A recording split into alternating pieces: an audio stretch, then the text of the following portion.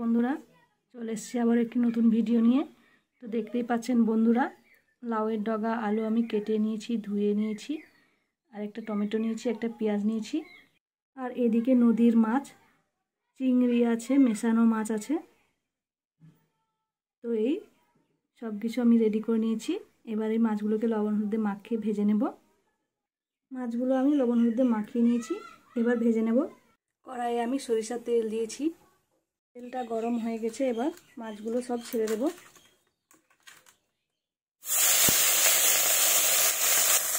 মাছগুলো সব ছেড়ে দিয়েছি, এইভাবে ভেজে নেব এপিট ওপিট উল্টে পাল্টে। মাছগুলো আমার ভাজা হয়ে গেছে লাল লাল করে, এবার তুলে নেব। আমি আরেকটু তেল দিয়েছি, এবার পেঁয়াজ কুচি দিয়ে দিব। কড়াইয়ে আমি পেঁয়াজ কুচি দিয়ে দিয়েছি, এবার কালো জিরে ফোড়নে দেব। পেঁয়াজগুলো হালকা লাল করে ভেজে নেব। এগুলো হালকা লাল করে ভাজা হয়ে গেছে, এবার ধুয়ে রাখা লাউ ডাঁটা আলুগুলো এর মধ্যে দিয়ে দেব।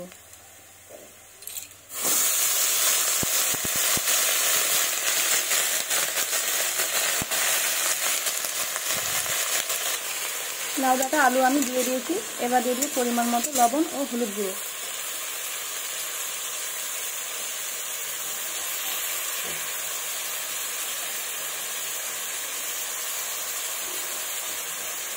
দিয়ে ভালো করে নাড়াচাড়া করে নেব।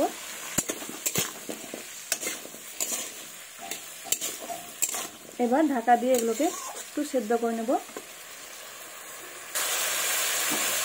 4-5 মিনিটের মতন ঢাকা দিয়ে রাখবো, মিডিলে 2-1 বার নাড়াচাড়া করে দেব। ঢাকাটা আমি তুলে নিচ্ছি। দেখুন বন্ধুরা, সবজিটা গলে গেছে অনেকটাই, আর সেদ্ধটাও অনেকটা হয়ে গেছে, এই যে দেখুন। তো এবার এর মধ্যে দিয়ে দিব আমি টমেটো কুচি।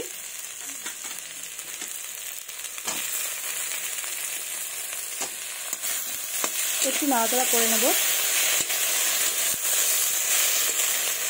এবার দিয়ে দিব মশলা। আমি বেটে নিয়েছি, শুকনো লঙ্কা বাটা, আদা বাটা, জিরে বাটা। তো এবার এই মশলাটাও আমি এর মধ্যে দিয়ে দেবো।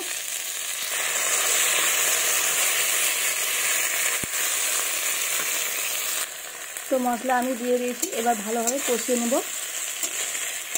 বন্ধুরা, আপনারা যারা যারা আমার চ্যানেলটি এখনও সাবস্ক্রাইব করেননি, প্লিজ আমার চ্যানেলটিকে সাবস্ক্রাইব করে রাখুন। লাইক, কমেন্ট, শেয়ার করুন এরকম নতুন নতুন ভিডিও দেখার জন্য। প্লিজ বন্ধুরা আমার পাশে থাকবেন। আপনাদের ভালোবাসা আমার খুবই খুবই প্রয়োজন। আপনার ছাড়া আমি সম্পূর্ণভাবে ব্যর্থ। তো এইভাবে মশলাটাকে দিয়ে আমি ভালোভাবে কষিয়ে নেব। লাউয়ের ডগা দিয়ে চিংড়ি মাছ, সব মেশানো মাছ খেতে কিন্তু ভীষণই টেস্ট হবে বন্ধুরা। আর নদীর মাছ বলে কথা, তাও তো কোনো কথাই নেই।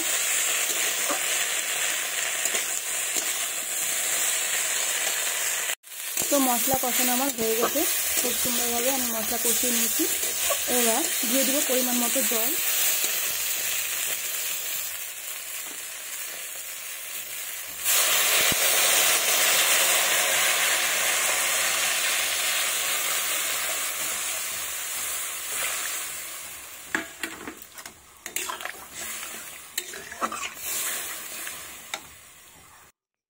তো আমি জল দিয়ে দিয়েছি বন্ধুরা। এই যে দেখুন, এটা আমার একটু ঝোলঝোলি হবে, ঝোলটাও কিন্তু খেতে টেস্ট হবে। পাতলা ঝোল, চিংড়ি মাছের ঝোল পড়বে, এটা চিংড়ি মাছ পড়বে। তো চিংড়ি মাছের সেন্টে এই ঝোলটা কিন্তু খুবই টেস্ট হবে। তো এই ঝোলটাকে আমি ফুটতে দেব। তো দেখুন বন্ধুরা, ঝোলটা আমার ফুটে গেছে, একদম টকবক করে ফুটছে। এবার ভেজে রাখা মাছগুলো এর মধ্যে দিয়ে দেব।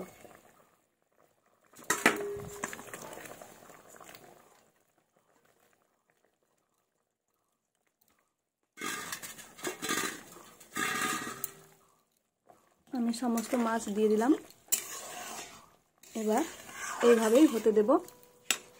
দেখুন বন্ধুরা, কত সুন্দর হয়েছে দেখতে, খেতেও কিন্তু ভীষণই ভীষণই টেস্ট হবে। খুব সুন্দর গন্ধ বেরিয়েছে বন্ধুরা।